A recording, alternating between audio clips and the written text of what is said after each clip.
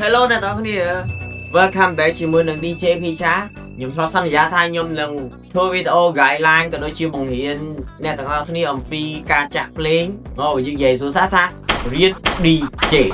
អញ្ចឹងខ្ញុំនឹង remind ទាំងអស់គ្នាឡើងវិញថារៀន DJ គឺត្រូវការគេខ្លះ laptop headphone external plus T5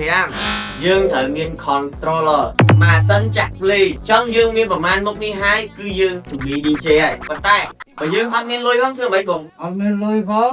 យើងសាកល្បងប្រើតាមទូរស័ព្ទឬក៏កុំព្យូទ័រសិនទៅអូខេ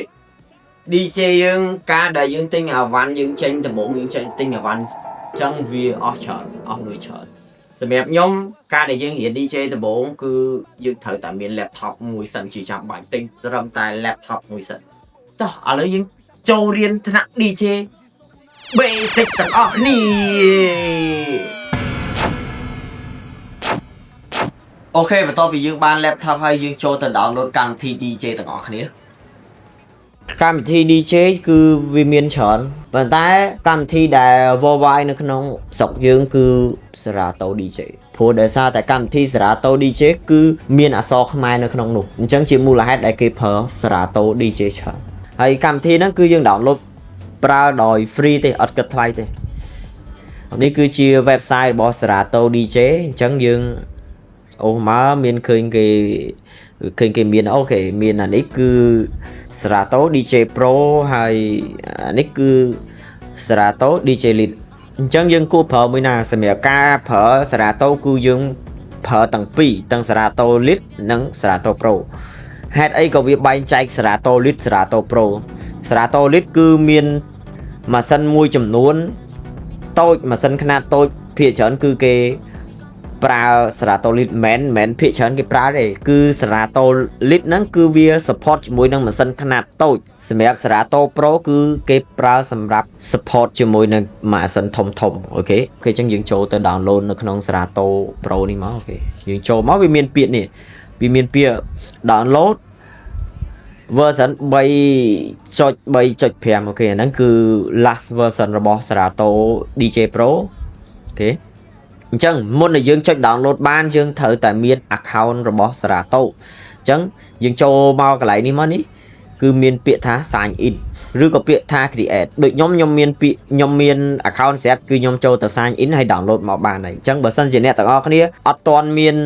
account ទេយើងចូលទៅ create account ហើយការ create account គឺយើងចាំបាច់គឺត្រូវតែមាន Gmail មួយទៅវាបង្កើត account បានហើយការបង្កើត account ហ្នឹងគឺវាស្រួលដូចយើងបង្កើត Facebook TikTok អីចឹងអញ្ចឹងពេលយើងចូលទៅ account នេះអានេះជា account របស់ខ្ញុំមើលចូលឲ្យអ្នកទាំងអស់គ្នាមើលអូខេនេះគឺជា account របស់ខ្ញុំហើយនេះគឺជា Gmail របស់ខ្ញុំអ្នកគ្នាចង់ message តាម Gmail មួយញ៉ៃខ្ញុំក៏បានដែរប៉ុន្តែ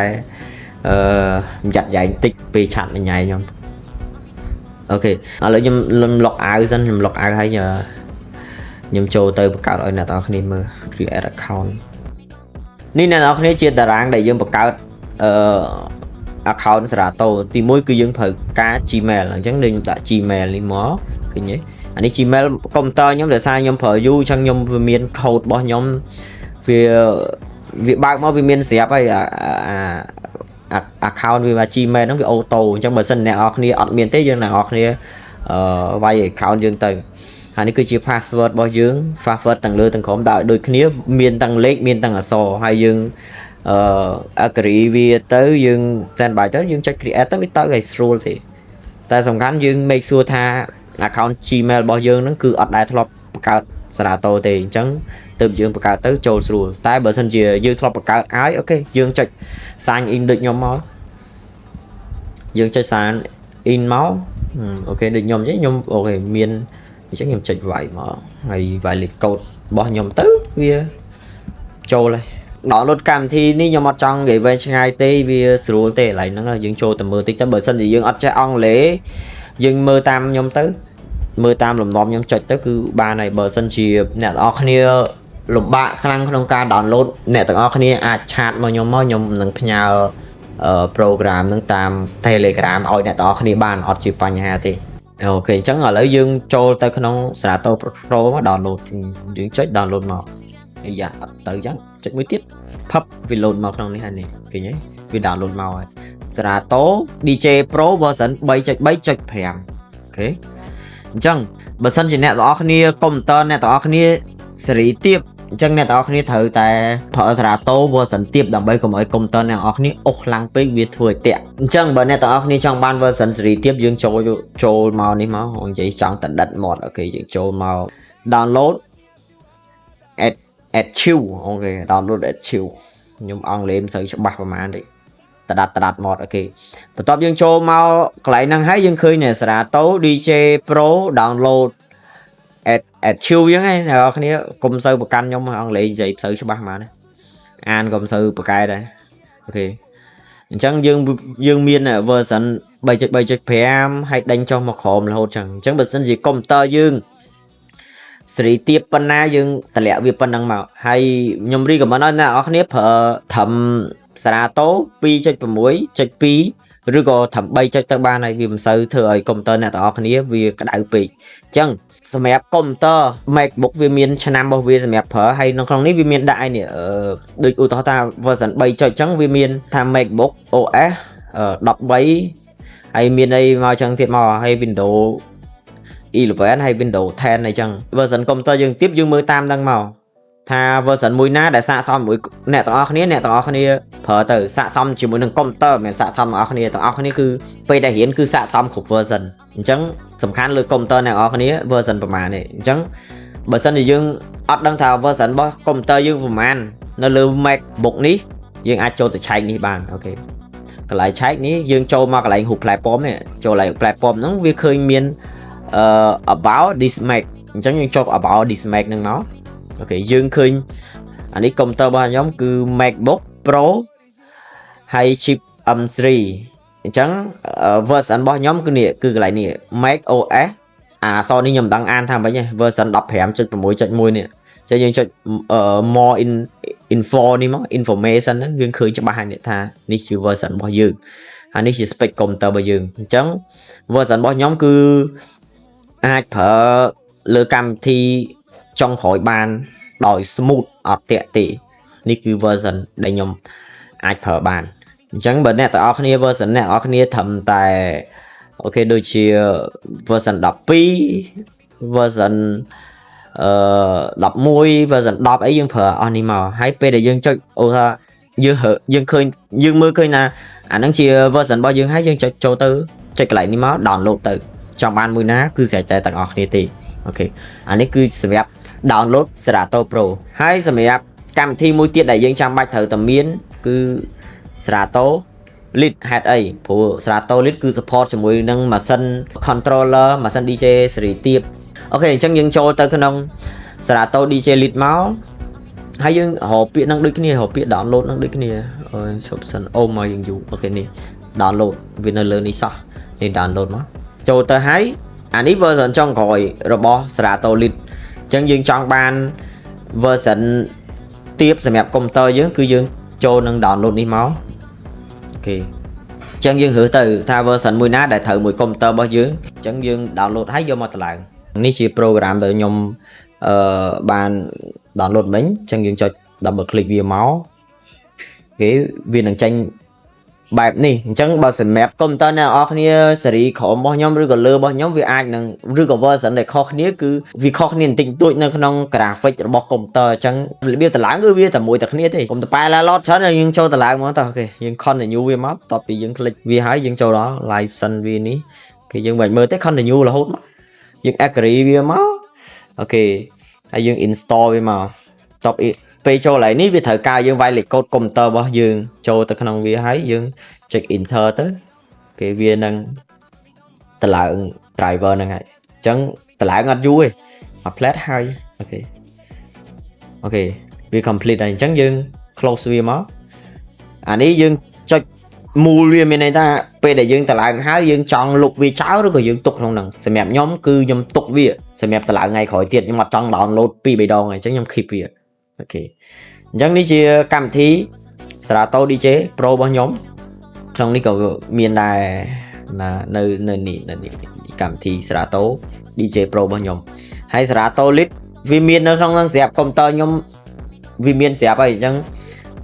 graphic ខ្លះអ្នកនរគ្នាឃើញនៅក្នុងកុំព្យូទ័រខ្ញុំអញ្ចឹងអ្នកនរគ្នាកុំឆ្ងល់អីវាមានស្រាប់អញ្ចឹងខ្ញុំតម្លើងវាឲ្យស្រាប់ហើយមិញខ្ញុំគ្រាន់តែធ្វើពីរបៀបតម្លើងបើសិនជា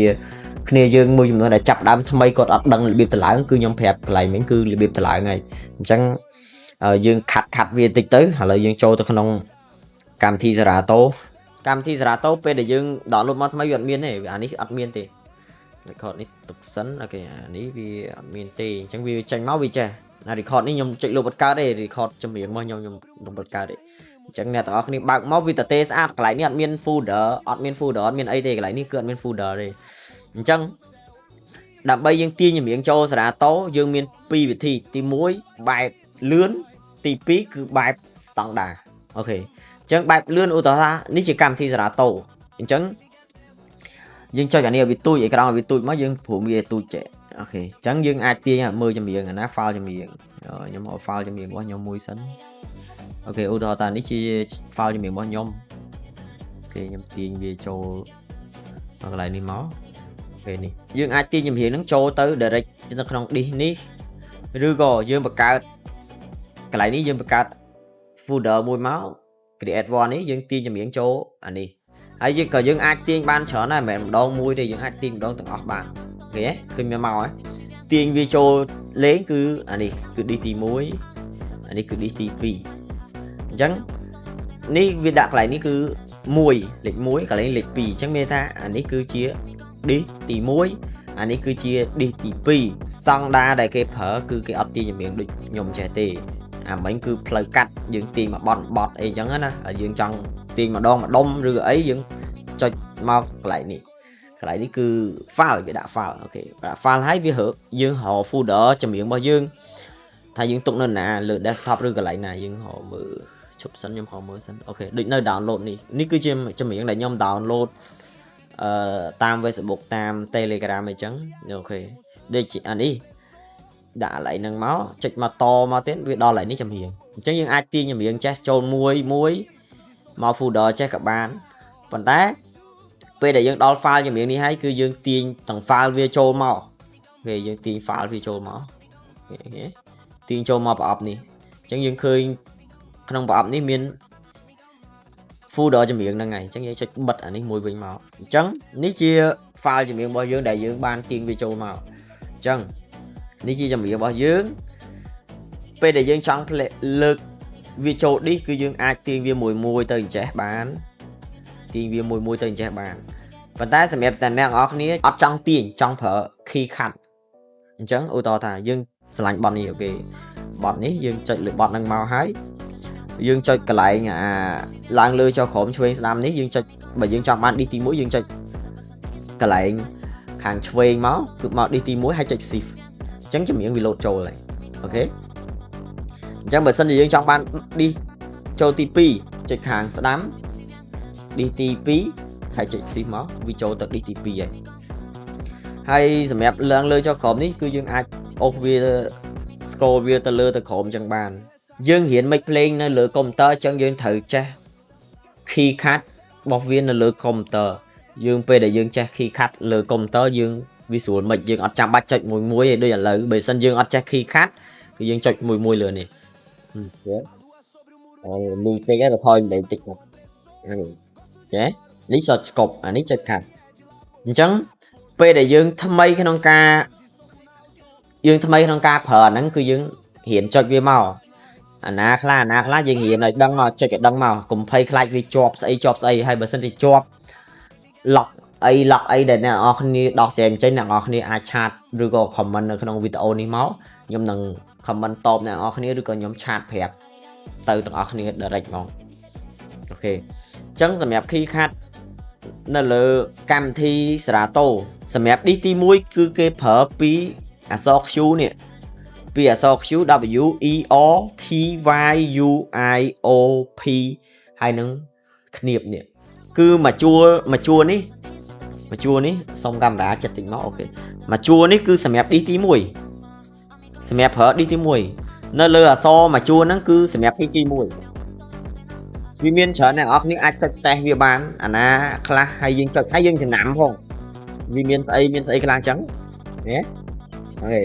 ហើយសម្រាប់ disk ទី2គឺនៅលើមកជួរ A S D